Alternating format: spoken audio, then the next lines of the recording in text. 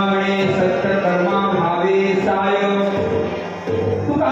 म्हणे सत्य कर्मा भावे साय आकलिया भय दरकार झाली आपल्याला होत नाही ना करायचं नाही बाजूला राहायचं पण करते त्याचं सुद्धा पाहिजे ओढलं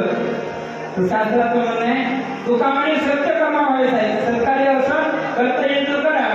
सहकार्य करा नसत करता येत असं तर चुपचाप गप्प बसायचं पण अडथळे जर आले